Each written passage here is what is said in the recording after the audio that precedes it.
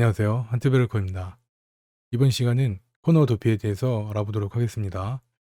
코너 도피는 CNC로 가공을 하고 나서 부품과 부품을 조립을 할 때 이 코너 쪽에 나타나는 이 가공 R값을 좀 효과적으로 제거하고 그 부분을 조립을 좀 원활하게 할 수 있도록 하는 그런 기능입니다.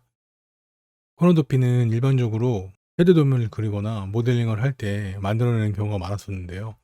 그 코너 도피에 대한 방법은 너무나도 다양해서 여러분들이 맞게 사용하면 될 것 같고, 그 다양한 예를 우선 설명을 해 드리겠습니다. 이런 다양한 예를 보시고 나서 어떤 것이 제품을 더 퀄리티 있게 만들어낼 수 있는지 이제 그런 방법들을 한번 고민해 보시면 좀 도움이 많이 될 것 같고, 퀄리티가 필요 없고 빠른 시간 안에 제작을 해서 완성품을 만들어 내셔야 되는 분들은 도구분을 사용하셔도 큰 문제가 되지 않겠죠. 그래서 이런 부분들을 알고 계시면 좀 제작하는 데 도움도 되고 좀 퀄리티를 높일 수 있는 그런 중요한 방법이라고 생각합니다. 그래서 오늘은 도구본에 대해서 알아보도록 하고요.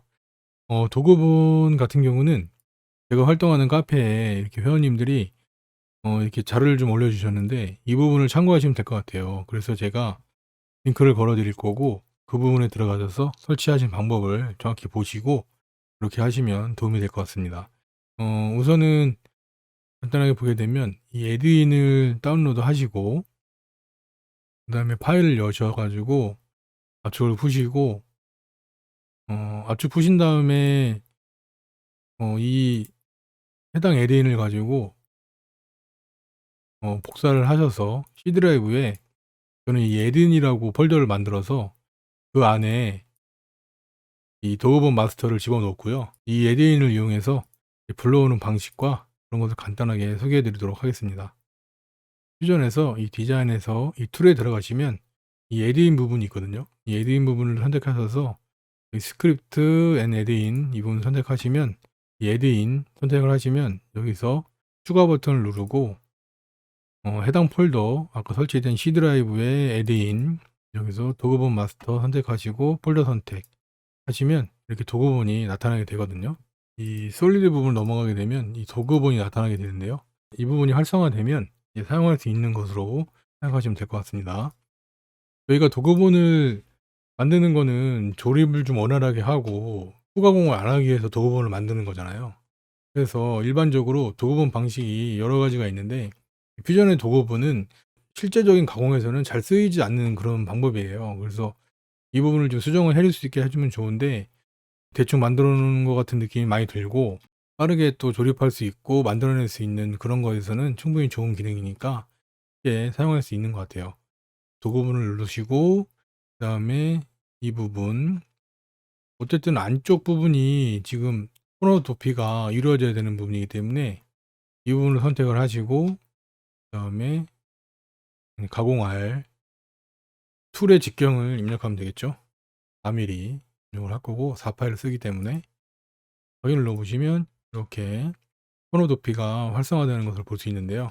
외형 쪽에도 마찬가지로 도구부는 이 외형 쪽에 내가 필요한 부분을 선택해서 이 코너 도피를 만들어 주면 되겠죠. 너무 단순하고 쉬운 거지만 이게 뭐 업데이트가 되겠죠, 조만간. 이렇게 하면 코너를 만들 수 있는 그런 기능이라고 할 수 있습니다. 저희가 왜 이게 안 좋냐고 말씀드리냐면 실질적으로 이렇게 쓰는 사람들이 많지 않거든요, 제 주변에서도. 저 같은 경우도 우리 교육생들이나 회원님들한테도 이런 식으로 가르쳐 주진 않아요, 절대로. 왜냐하면 이게 퀄리티가 상당히 좀 낮아 보이고, 그래서 이런 부분 같은 경우도 단면을 보게 되면 이 부분 한번 볼게요. 그러면 이 안쪽으로 길게 뚫어져서 좀 이렇게 이 코너 알이 안 보이게 하는 경우가 많거든요. 근데 지금 이 도구분을 직접적으로 이용하면 이 알값이 도출되기 때문에 이 알값이 굉장히 좀 보기 싫거든요. 감출 수 있으면 감추는 게 좋고 도출을 안 할 수 있으면 최대한 하지 말아야 하는데, 이렇게 노출을 시키는 건 저희가 좀 퀄리티가 좀 떨어진다고 생각을 해요. 그래서 신경을 좀 많이 써야 되는 부분인데 이런 부분은 좀 아쉽다고 생각을 하죠. 그래서 저희가 인제 도면을 그릴 때 이렇게 한쪽 방향으로 좀 더 길게 빼는 경우가 더 많아요. 그래서 이런 부분 같은 경우도 이 측판이 이렇게 내려와서 덮어버리기 때문에 이 부분이 사실상 노출이 되질 않거든요. 근데 지금 이런 부분은 전반적으로 이 상단 부분이 이렇게 노출이 되기 때문에 이런 방식으로는 잘 만들지 않아서 여러분들한테 드리는 말씀이고, 이런 부분이 뭐 그냥 간단하게 만드시는 분들한테는 정말 좋은 기능이죠. 그리고 또 한 가지의 이 코너도피 얘는 저희가 가공을 할 때 일반적으로도 이렇게 한쪽으로 뽑아서 최대한 좀 정렬을 시키고 깔끔하게 보이더라도 한쪽 방향으로만 보이게 이렇게 가공을 많이 한다고 했잖아요.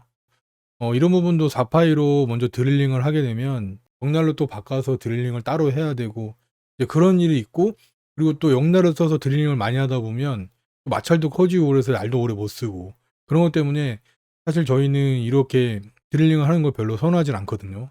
이제 그럴 때는 이 파이 수 자체를 우리가 4파이로 그리지 않고 4파이 나무를 쓴다면 이 코너 알이 지금 4.1파이가 되거든요.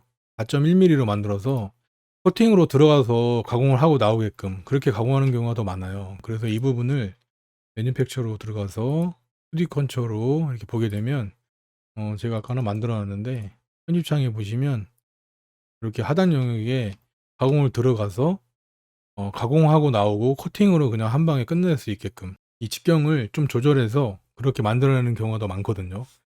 포켓을 사용해도 알까비 4파이 날을 썼을 때 4.1mm 이상으로 잡으면 한 방에 다 가공이 가능한 부분인데, 그 부분을 꼭 4파이로 해서 드릴링을 하고 만들어내는 것은 아무래도 조금 더 고민해 봐야 될 문제 아닌가라는 생각이 좀 들어요. 그 다음에 이제 시뮬레이션을 보게 되면 가공해서 진입을 하고 그 다음에 커팅으로 다 모든 것을 이루어져서 한 방에 가공을 끝내는 그런 가공 경로를 볼 수 있죠. 코너 도피를 할 때는 이 도구분을 활용하는 것과 이 도구분을 활용을 하더라도 조금 더 퀄리티를 높일 수 있는 방법을 한번 좀 고민해 보시고, 이런 부분들이 꼭 노출이 돼야 되는지 아니면 노출을 하지 않고 깔끔한 가공을 할 것인지 그런 부분을 좀 고민해 보시면 될 것 같아요.